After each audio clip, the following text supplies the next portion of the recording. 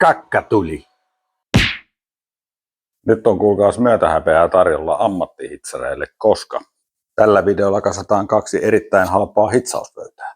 Meillä on tässä Tarmon hitsauspöytä, mikä on haettu Keijo Kärkkäisen Alelaarista ja maksoi 30.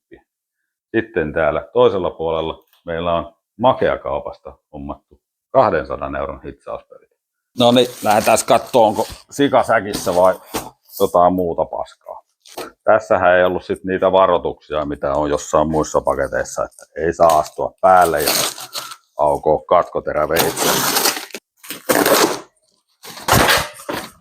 Kovin on taas sellofaaniin pyöräytetty tämäkin. Oho. Manuel. Tän joku Aatu heittäisi heti pois, mutta mä oon niin tyhmä, että mä luen aina näin. Tämä ei ole sit mikään mainos, eikä tämä video sisällä kaupallista yhteistyötä. Nythän meillä on kaikki palaset nyt tässä pöydällä ja sitten vaan tätä ohjekirjaa. Tää A menee, B menee, S tulee muuten prosessi. Tätä samaa pöytäähän myydään muillakin tuotemerkeillä, niin esimerkiksi nämä laadukkaat Timco ja Vevor on semmosia. Mihin helvettiin tää tulee? Heti väärälle jengalle. No missä? Tämä seuraavaksi. Tämähän on liian pitkä. Tässä on käynyt joku munaus. Toi tonne. Näähän on väärinpäin. Vaihdetaan suuntimaan. Elikkä tämä tulee nyt näin päin. Ei jumalauta. No niin, nythän tässä kävi silleen, että toihan on ihan täyttä paskaa toi manuaali, että tässä täytyy vähän joutuu soveltamaan niin kuin näitä juttuja, että pääpiirteittäin oikein, mutta kuitenkin väärinpäin.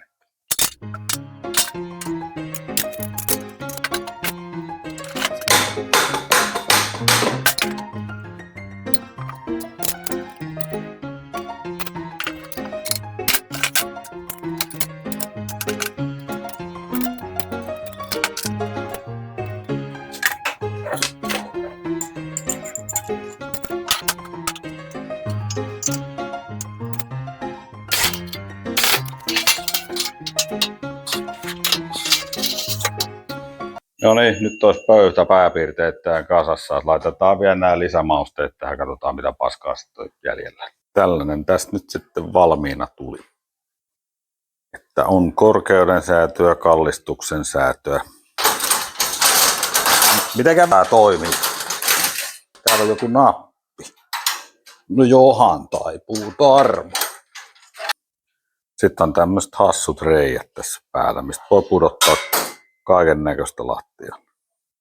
Vai onko näillä reijillä kuitenkin tarkoitus, että saa tämmöisen työkappaleen kiinni tähän pöytään? Jotenkuten. Tässä pieni muistutus tuotantopuolelta. Tehdään teline noille mun pellinmuokkausvasaroille. Eli hitsataan noita putken pätkiä tommoseen muotoon taivutettuun lattarautaan, niin ruuvataan se tonne pöllin kylkeen kohta.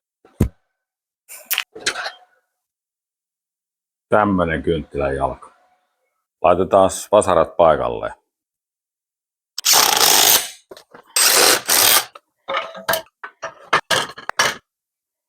Otetaan sitten tää niin sanottu raskas sarja.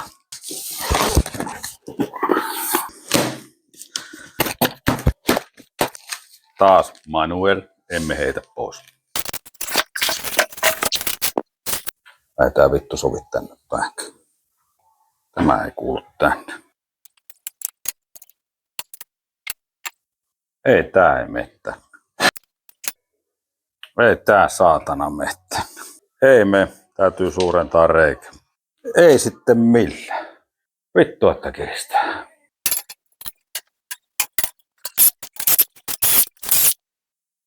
No niin, nyt saatiin tämä kalliimpi pöytä kasaan, että tässä nurkassa oli ongelmia niin kuin yhden reiän osumisen kanssa, että siitä joutui reikiä suurentaa, että saatiin pultit läpi sieltä, mutta muuten tähän mennessä vaikuttaa ihan jees. Muutama huomio noista materiaaleista. Eli tämä meidän kalliimpi pöytä, tälle luvattiin 4 milliä materiaalivahvuus. Ei se on siellä tuolla ransseissa. Sitten tämä Tää vähän edullisempi tää meidän sarmopöytä, niin tää on jotain 1/2 peltiä. Sitten katsotaan kuinka suora tää on tää meidän pöytälevy. Siellä näkyy, että on kupera.